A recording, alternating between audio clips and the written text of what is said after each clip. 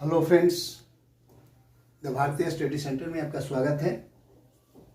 आज के क्लास में हम लोग सीखेंगे क्षेत्रमिति पर आधारित कुछ सूत्र और उस पर कुछ प्रश्न सॉल्व करेंगे। तो सबसे पहले पिछले क्लास में हम लोग देखें और आप लोग सीखे कि मेंसुरेशन का हिंदी जो होता है क्षेत्रमिति हो। क्षेत्रमिति दो शब्दों से होता है, क्षेत्र और मिति। और उसमें हम लोग पढ़े थे कि क्षेत्र कैसा होता है, जिसमें आयत, वर्ग, त्रिभुज, बहुत सारे जो है शेप होते हैं, आकार होते हैं। तो उसमें मेंसुरेशन में सबसे पहले जो हम लोग रेक्टेंगल के बारे में चर्चा किए थे, जिसे आयत कहते हैं।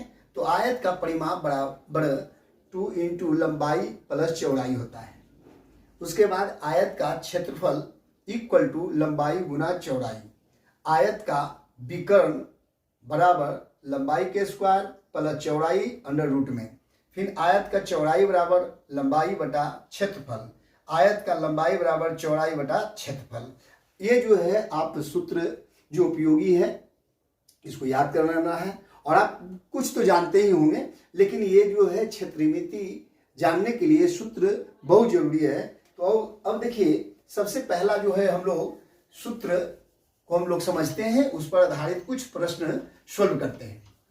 जैसा कि आप देख रहे हैं कि आयत का परिमाप, इसको हम परिमिति भी बोलते हैं। आयत का परिमाप या परिमिति भी इसको हम बोलते हैं, परिमिति। परिमिति भी हम लोग इसको बोलते हैं। तो आयत का परिमाप या परिमिति बराबर 2 इंटू लंबाई प्लस चौड़ाई यानी लेंथ ब्रेथ। अब यहाँ पे देखिए कि क्वेश्चन मान लिया जाए कि हमें क्वेश्चन एक है, एक आयत है, एक आयत है जिसकी लंबाई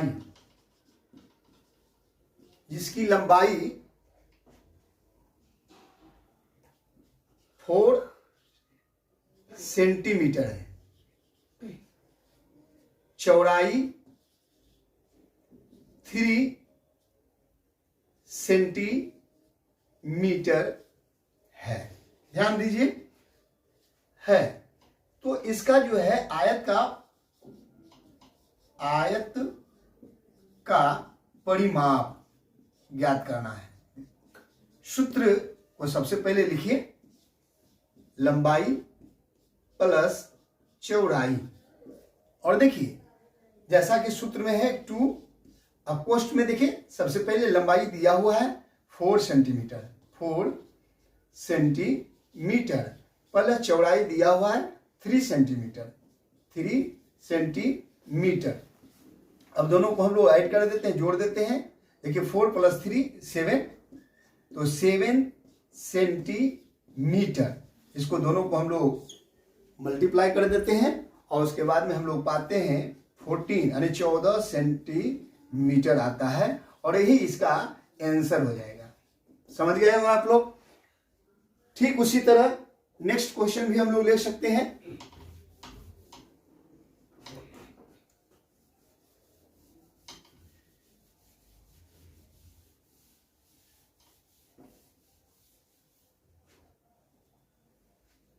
लंबाई इक्वल टू 7 सेंटीमीटर, चौड़ाई इक्वल टू 4 सेंटीमीटर। तो इसमें देखिए कि परिमाप क्या होगा। परिमाप, आयत का परिमाप, आयत का परिमाप क्या होगा। अब सूत्र से जानते हैं, लंबाई प्लस चौड़ाई। तो 2, देखिए लंबाई देखिए 7 सेंटीमीटर प्लस चौड़ाई 4 सेंटीमीटर। दोनों को ऐड कर दीजिए, यहाँ 11 सेंटीमीटर हो गया। और इसको जो है मल्टीप्लाई कर दीजिए, 22 सेंटीमीटर स्क्वायर। यही इसका आंसर हो गया। समझ गए होंगे आप लोग। और इसमें देखिए थोड़ा सा इसमें और हम देखते हैं, ये सिंपल साधारण है, बेसिक है। और इसमें बहुत सारे जो क्वेश्चन आगे हम जाएंगे तो हार्ड भी क्वेश्चन आएगा। इसी में देखिए कि दूसरा क्वेश्चन हम लोग एक लेते हैं, आयत का क्षेत्रफल। क्षेत्रफल सूत्र जानते हैं हम लोग, लंबाई इंटू चौड़ाई।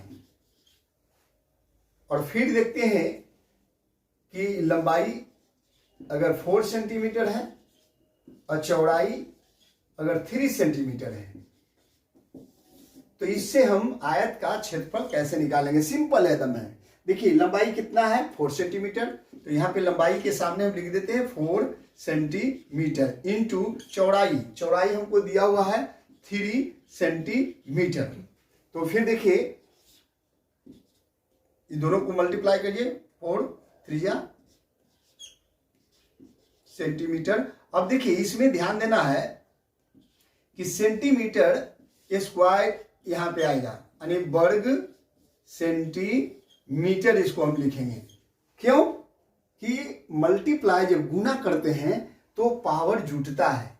तो ये देखो cm है तो cm के स्क्वायर हो जाएगा। जब ये गुना किए तो यहाँ पे हुआ तो देखिए यहाँ 12 और cm यानी कि सेंटीमीटर, तो इसका स्क्वायर यानी जिसको हम की वर्ग सेंटीमीटर भी कहते हैं। ठीक इसी तरह अगर मान लिया जाए कि हम फिर लंबाई नेक्स्ट में लेते हैं 5 सेंटीमीटर, उसके बाद में चौड़ाई हम लोग लेते हैं, ध्यान से चौड़ाई हम लोग लेते हैं 4 सेंटीमीटर, ध्यान दीजिएगा। तो यहाँ पे देखिए बस इसी को हम लोग करते हैं कि क्षेत्रफल इक्वल टू क्या हो जाएगा, लंबाई गुना चौड़ाई। अब देखिए लंबाई कितना है, देख लीजिए क्वेश्चन से 5 सेंटीमीटर है और 4 सेंटीमीटर चौड़ाई है, तो दोनों को गुना कर दिए। तो सबसे पहले 4 5 20 और उसके बाद में सेंटीमीटर स्क्वायर, या इसी को बोलते हैं 20 वर्ग सेंटीमीटर। तो यही आंसर हो गया। तो अब देखिए आप समझ गए होंगे, और नेक्स्ट हम इसी तरह के क्वेश्चन हम लोग सोल्व करेंगे। और उसके बाद देखिए अभी सिंपल है, बेसिक है, कमजोर विद्यार्थी के लिए है, और जो जानते हैं उनके लिए, बहुत सारे जानते भी होंगे, तो इसको अभ्यास कीजिएगा। और अगर वीडियो अच्छा लगे तो लाइक कमेंट और शेयर जरूर करेंगे।